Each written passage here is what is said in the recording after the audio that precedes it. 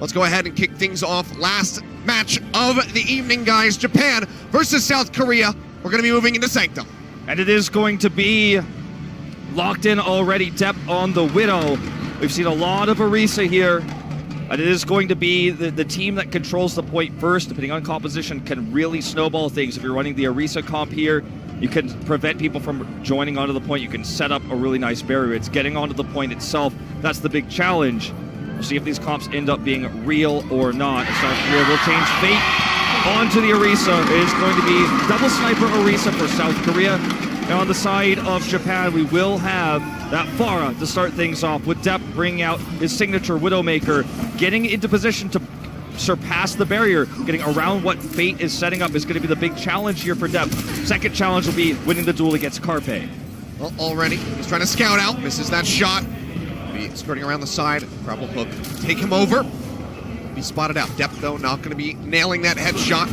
Will be fine for the moment. Libero up close and personal here with a Hanzo.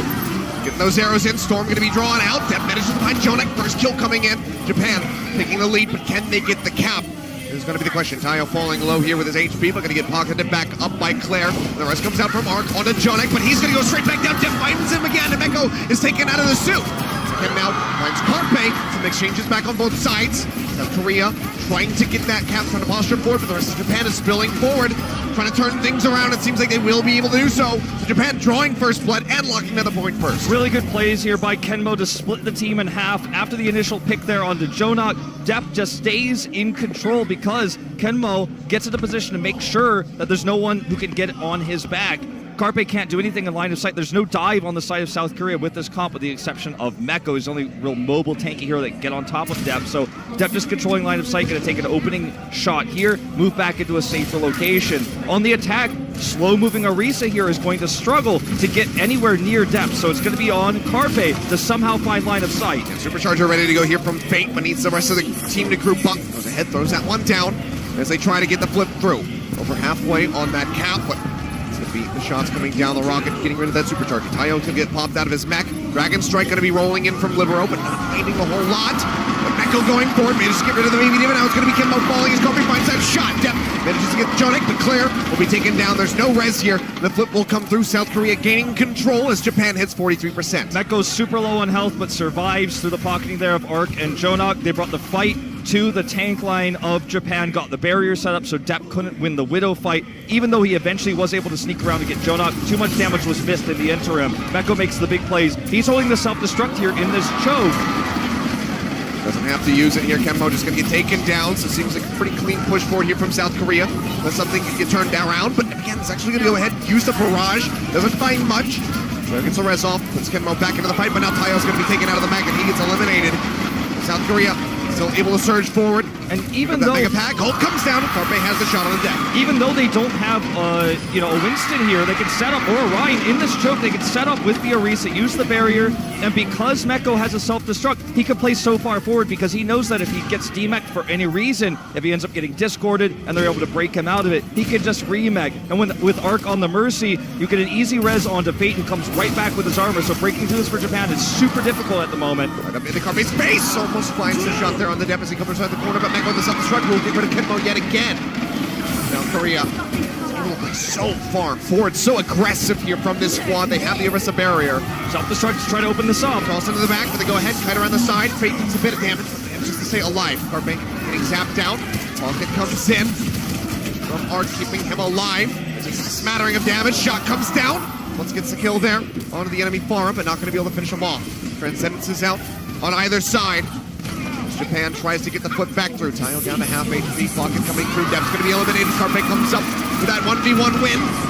Barrage in from Emiken, looking for the hits there. Gets Fate, gets taken down. Carpe lines up the shot as he's sitting nice and still for him. Takes him out, and now it's 97% here for South Korea as they look to take the first round. They will certainly take it, and Amiken was asking for trouble. He was running the Pharah.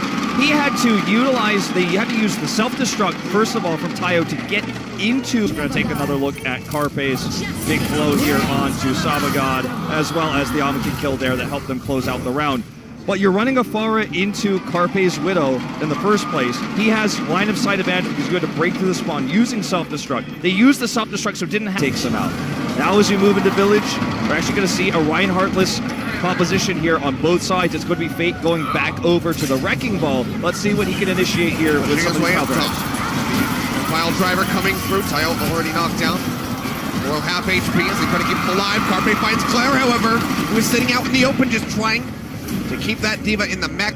It's punished for it. So good opening kill here. South Korea should be able to just rotate over onto the point. You can see here, Swap's getting ready to come through from Japan. Not going to be running this Junkrat any longer. Percent very quickly for depth, but we'll just be surrendering that to match the McCree of Carpe. Looks like they expected perhaps to see a Ghost composition coming out, but with seeing the Wrecking Ball, it's going to be a little bit tougher. Amakin again trying to go against the grind here. He's feeling the friction now as Carpe has his number here. Playing the Pharah against such a fantastic hit-scan player is so difficult. Taking it down, Fate. Get locked up, Sleep Dart comes in. Taking a kill nap. him though. He's still got decent shielding. He's like, all right. Wasted some of my time, but we're still ticking up. The point comes back in with the Pile Driver. And this goes ahead and eliminates Kenmo. Now charging forward, booping everybody.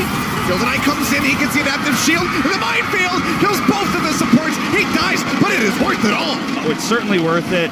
And Amakin again on this Pharah struggles to approach the point. Even Fate at range can do a lot of damage to him, and so this Pharah just isn't working out at the moment. They kept this Ana, despite the fact that it was clearly intended initially for dealing with Goat's composition because they wanted the Nano. They could put that onto Kenmo here for the approach, but he's only at 41%, so he's not even really going to be able to build a Primal Rage necessarily here. May want to look for the Electric Cowboy instead.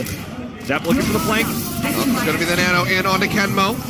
He's locked up with the flashbang as he just zaps away, trying to get Mekko taken down. They will be able to do so. Jumps up top. For the Zenyatta, but can't find Jonik and just gets taken out. Jonik actually going to be answering back with a kill of his own. And then finds Amakin. Deadeye comes out, Depp finds Arc, but Carpe finds Depp. It's going to be a bit of a back and forth here. Ring around the rosy, but South Korea is still going to be on top. Still in control of the point as they approach 80%. Now the rally going to be out for Libero. Pushing forward, kill comes down. Savagod going to be eliminated. Jonik hiding into the corner. Feels the pressure, has to pop the Transcendence.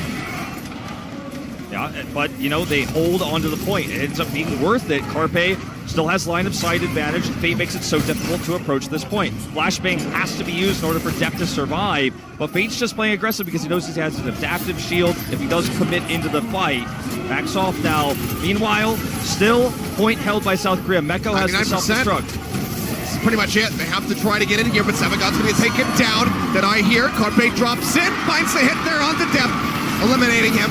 Tayo's been taken out of the mech. That should just about be it. 2 rounds very swiftly going over to South Korea as they take the win on Nepal. South Korea has defined what it means to be a Wrecking Ball team here on so many different maps now and against multiple different